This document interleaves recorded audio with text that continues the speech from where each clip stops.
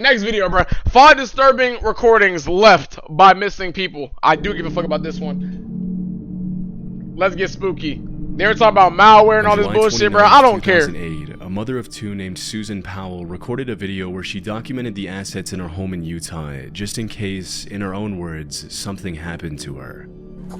Elephants, man, hell yeah. This is me. July 29th, 2008. It is 12:33 Mountain Time. Covering all my bases, making sure that if something happens to me or my family or all of us, that our assets are documented.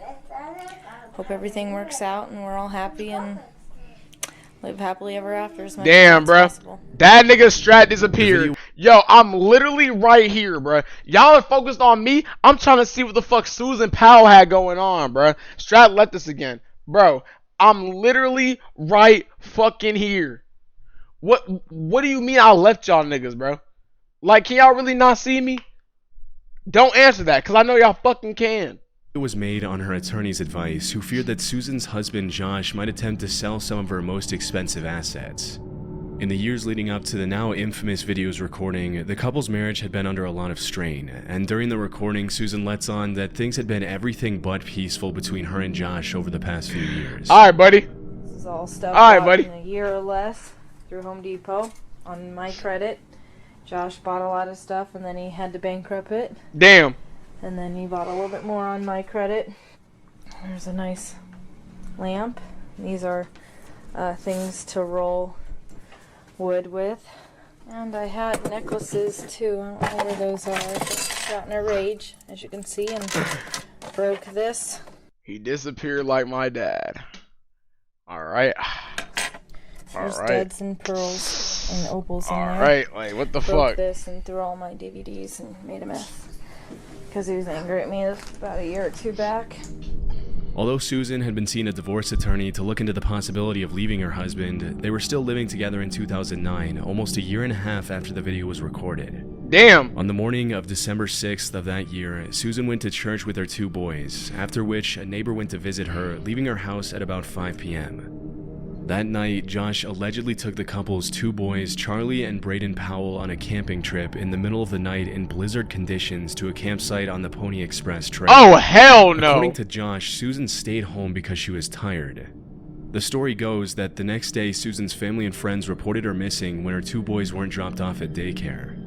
When Josh came back from the supposed camping trip with his sons, he said that when he had left the previous evening, his wife had been sleeping peacefully at home and that he had no idea what could have happened to her. So niggas After capped? searching the couple's house in Utah, police found no signs of foul play, but things continued to get stranger as the investigation continued. Inside Susan's safe deposit box at the bank where she worked, the cops found a handwritten will and testament in which Susan alleged that Josh had taken out a $1 million life insurance policy on her. Damn! Disturbingly, she also What, wrote, Millie? "If I die, it may not be an accident." About 10 days after she mysteriously disappeared, the authorities also found that Josh had filed paperwork to withdraw money from a retirement account, and he was officially declared a person of interest in the case. Damn. Suspiciously, GG's. Susan's family and friends reported that during the search efforts, Josh never seemed to show a genuine interest in finding his wife.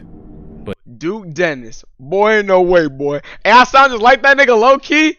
Yo, I can low-key be Duke. At DreamCon, I'm about to do a Duke Dennis cosplay, bro. Despite the mountain of evidence stacked against him, Josh Powell was never formally charged in his wife's disappearance. During the investigation, the cops questioned the couple's two sons, but it was hard to get any solid information out of them on account of their age. Even though they mentioned that Josh had taken Susan with them on their camping trip on the night of the disappearance, they also made outlandish claims, including allegations that they had arrived at the campsite by airplane. That nigga killed Susan, bruh. This made it impossible to use their statements as evidence that Josh was responsible for his wife's disappearance. Shortly after, Josh and his two sons moved back to their home state of Washington, but the authorities soon determined it wasn't safe for Brandon and Charlie to be living with their father in the middle of the investigation, and Josh lost custody of the boys. Damn. This is where things get extremely disturbing. On February 5th, 2012, more than 2 years after Susan's disappearance, a state caseworker brought the two boys to Josh's house for what was supposed to be a supervised visit. Immediately upon their arrival, Josh locked the social worker out of the house and took the lives of both his children and himself by setting the house on fire with gasoline.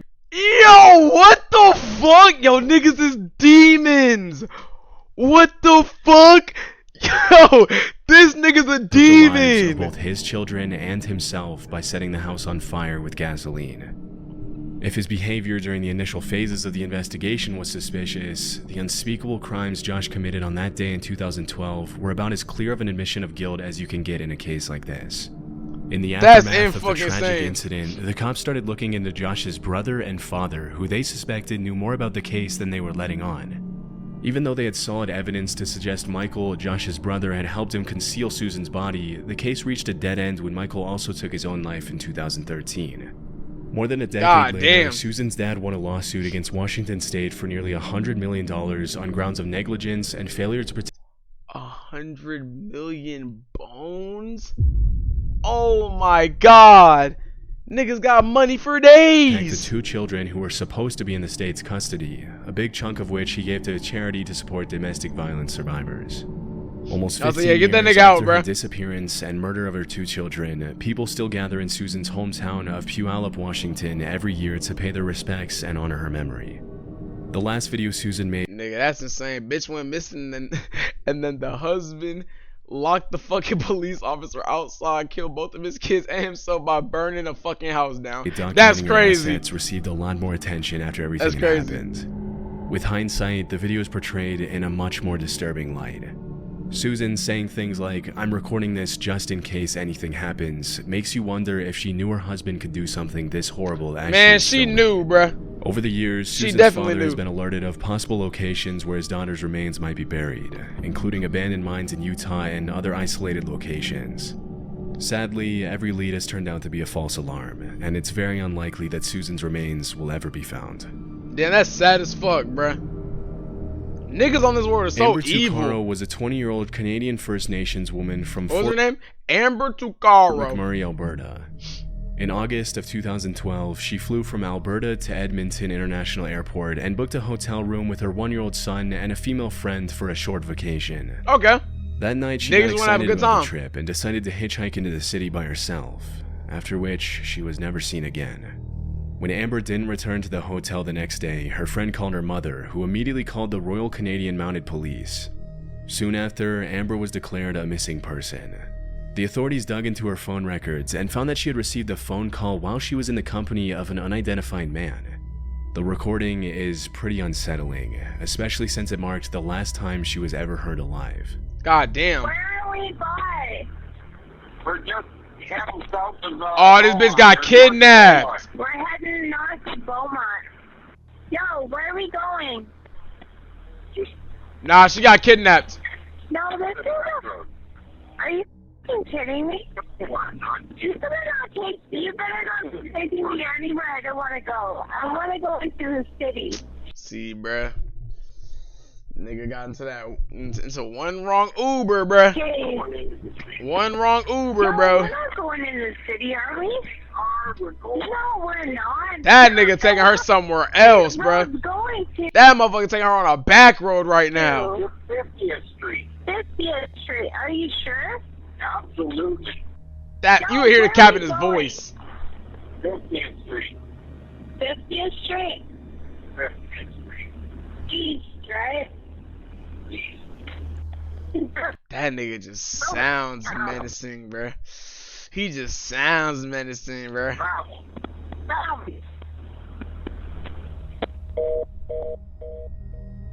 Oh yeah, In the he recording, killed her a male ass. driver can be heard reassuring Amber that Yeah, they're GTA. heading where she wants to go, but she doesn't seem to be buying the story and is obviously pretty distressed. On August 28th, the cops released the phone conversation, but they didn't officially start investigating the disappearance until well after a month after Amber was reported missing. Sadly, when Amber's mother pressured the cops to do something and help her find her daughter, they dismissed her and told her that Amber was probably just out partying and would turn up soon.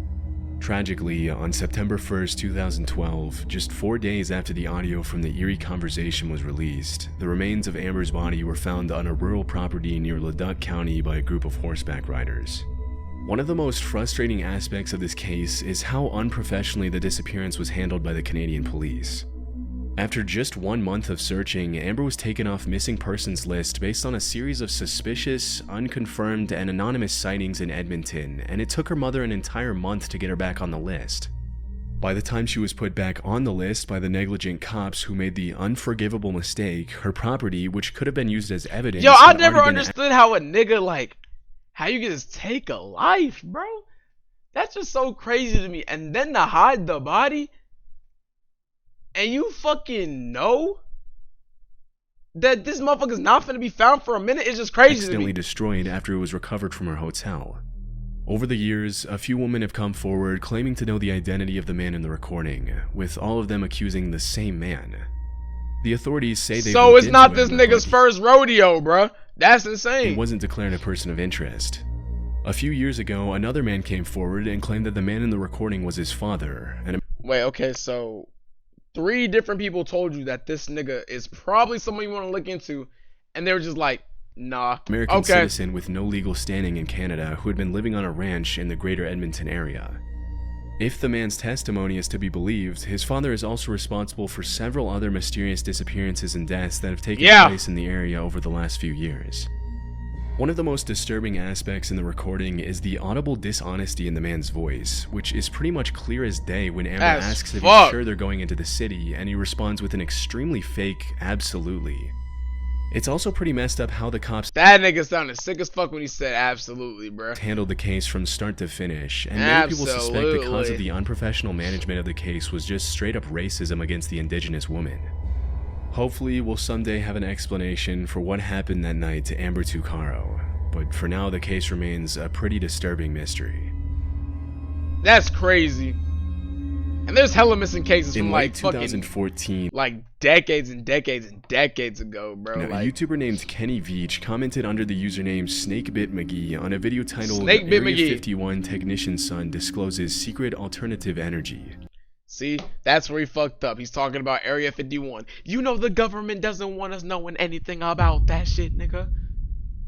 Even saying the name got me fucking scared, bruh. The comment read, "That ain't nothing. I am a long-distance hiker. One time during one of my hikes out by Nellis Air Force Base, I found a hidden cave. The entrance to the cave was shaped like a perfect capital M. I always enter every cave I find, but as I began to enter this particular cave, my whole body began to vibrate. The closer I got to the cave entrance, the worse the vibrating became. Suddenly, I became very scared and hightailed it out of there. That was one of the strangest things that ever happened to me." That's crazy. As you can imagine, Kenny's comment immediately caught a lot of people's attention. Some people called Kenny a liar, while others encouraged him to find the cave again and record his findings. And so he agreed to do just that. On October 18th of that year, Kenny uploaded a video of his long-distance hike in the Nevada desert in which he attempted to find the cave for a second time. Oh yeah, bruh. GG's, he's gone.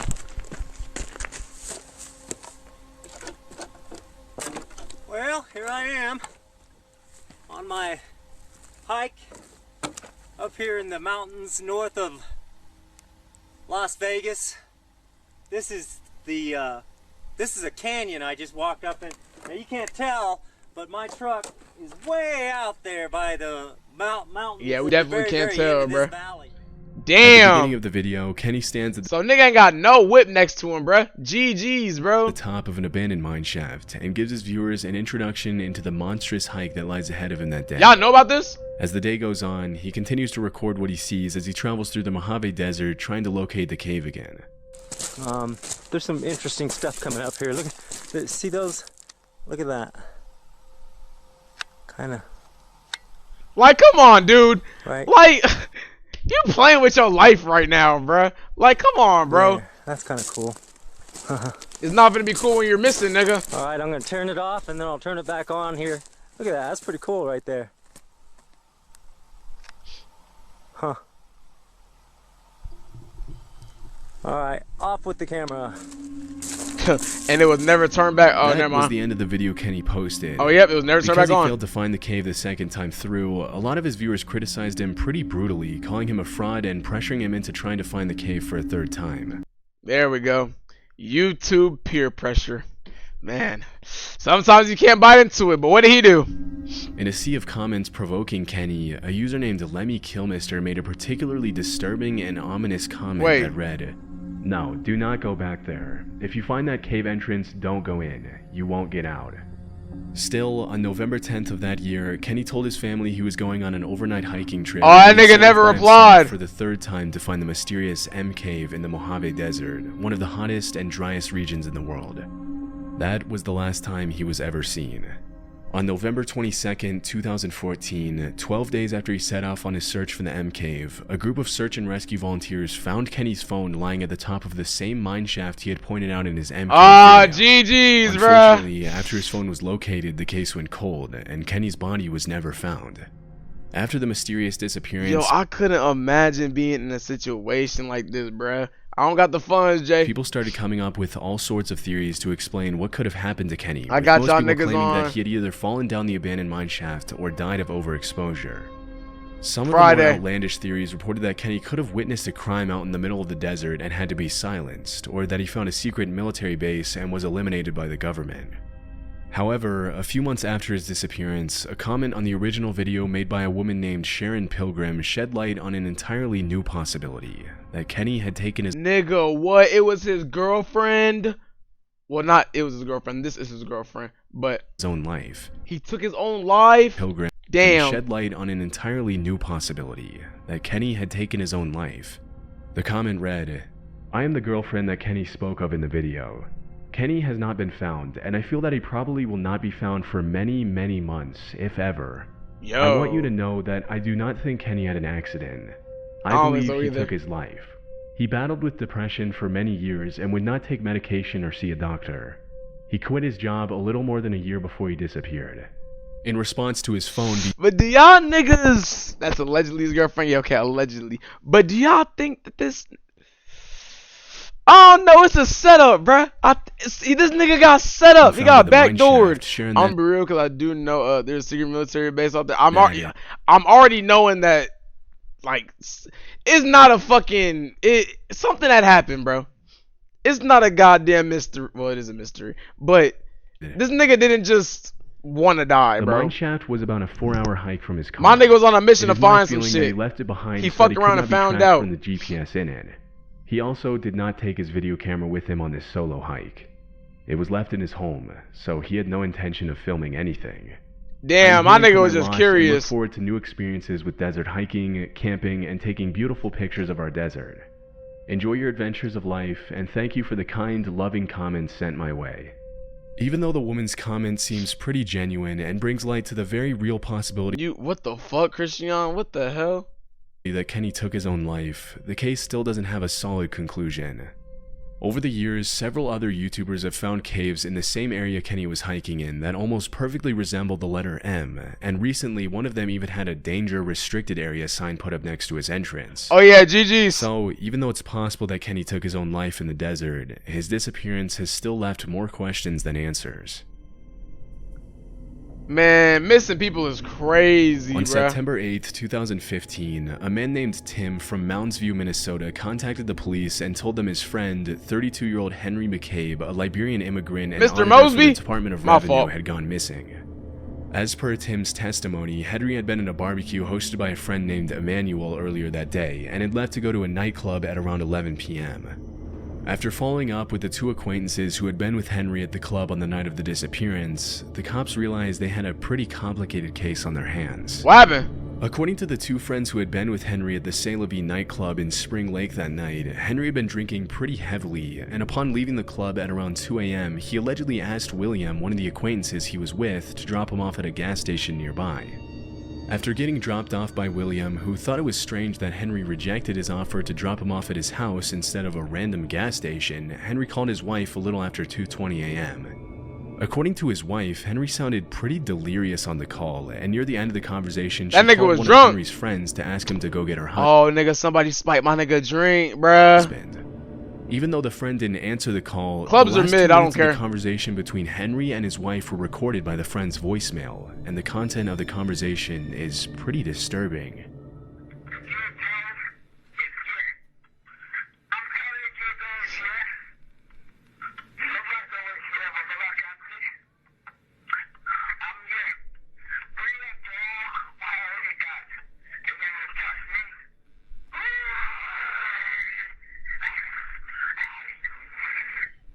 What the fuck? This nigga turned into a zombie? Somebody eating his ass? What the hell? It's like that goddamn Florida incident where that nigga was eating another motherfucker's face, bro. What the hell?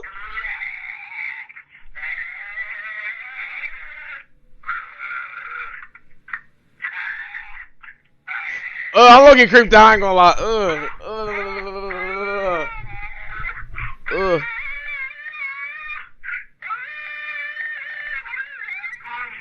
What the fuck? How long does this go on for?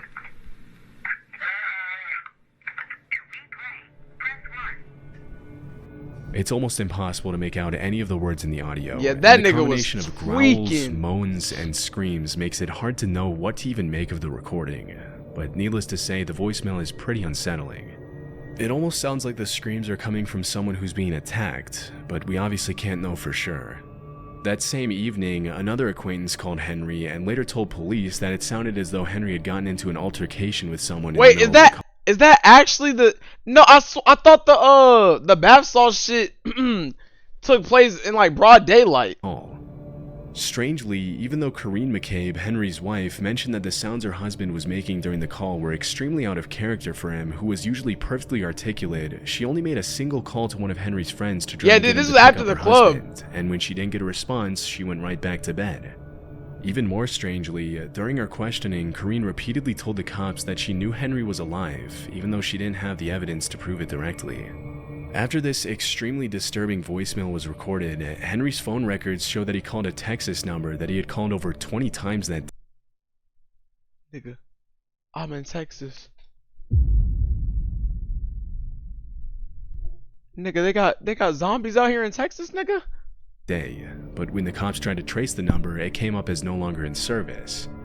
It's impossible to know if the calls themselves were made by Henry or someone else, but after the unsettling conversation with his wife, phone records show that several calls were made from Henry's phone to that. Damn, now I'm interested, bro. Hold up.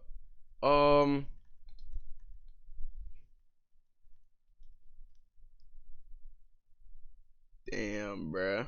I want to see this shit. I don't want to see it. See, yeah, it was something totally different. It was these two motherfuckers. It wasn't that Henry nigga. But damn, it did sound like a fucking zombie, bro. I'm not gonna lie.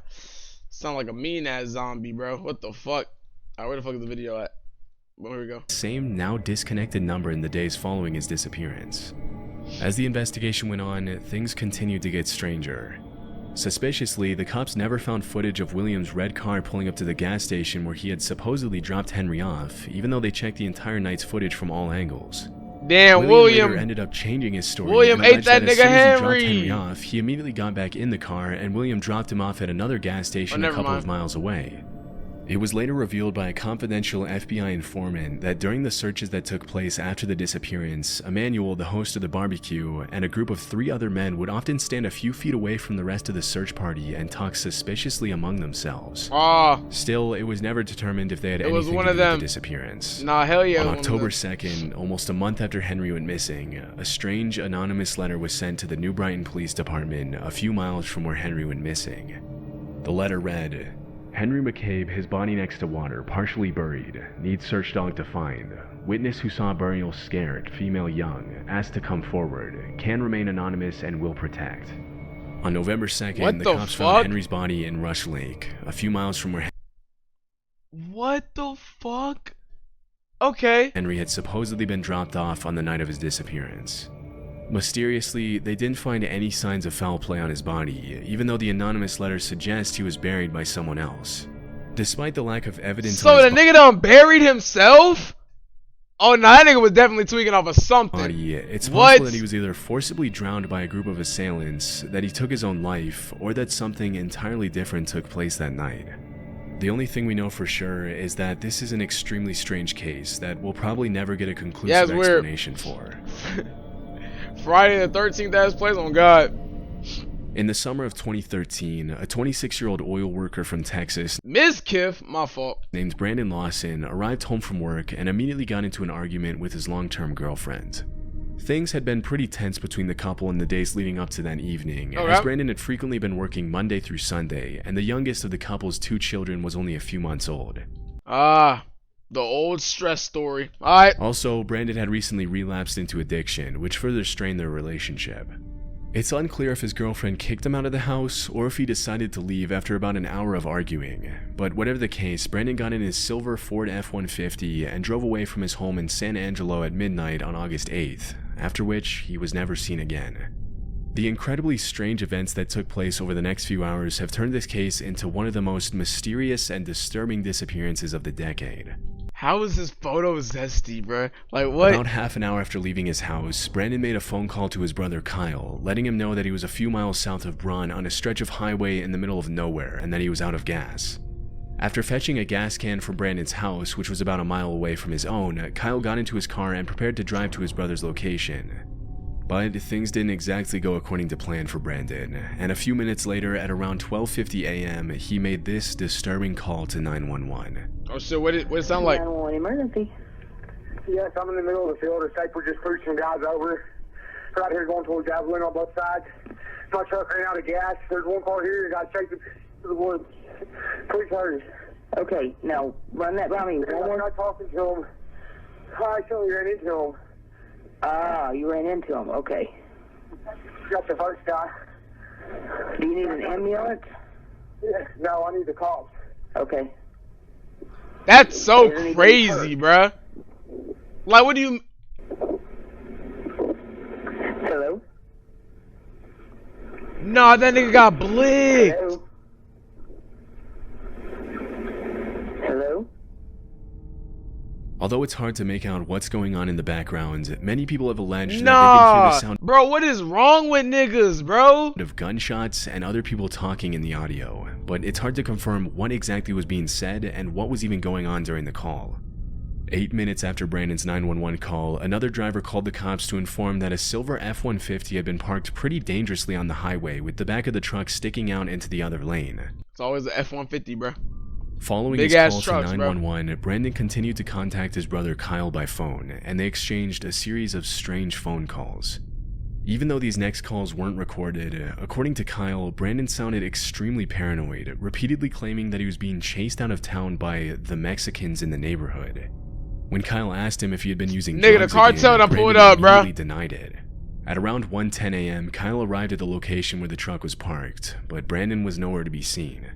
A few minutes after his brother's arrival, Brandon once again called Kyle and made a series of disturbing statements, claiming that he could see Kyle and the officer that had just arrived at the scene, that he was bleeding, and that they needed to hurry. Disturbingly, he was nowhere in sight. For the next few minutes, Kyle continued to try to get in touch with Brandon, but all his calls went straight to voicemail. What the fuck? After failing to find him that night, the cops launched an official search for Brandon, complete with helicopters, thermal cameras, dogs, and a massive search party. God Unfortunately, damn. Brandon was nowhere to be found. It was later revealed that Brandon had cashed out his 401k on the night of his disappearance, suggesting he might have vanished on his own accord. However, due to his distressed phone calls to 911 and his brother, it's also possible that Brandon fell victim to some sort of cartel activity. Hey, I'm or telling you, that it was a somebody ran into cartel. him on the road attacked him. In February 2022, But bro, how are niggas just so evil, bro? a Like, I small don't get search it. party consisting of family members and friends found a pair of shoes and clothing that matched the description of what Brandon was wearing on the night of his disappearance. Wait, 2 years later? Shoes and clothing that matched the description of Damn. what Brandon was wearing on the night of his disappearance. And after searching the area, the cops found human remains near the location of the shoes and clothing.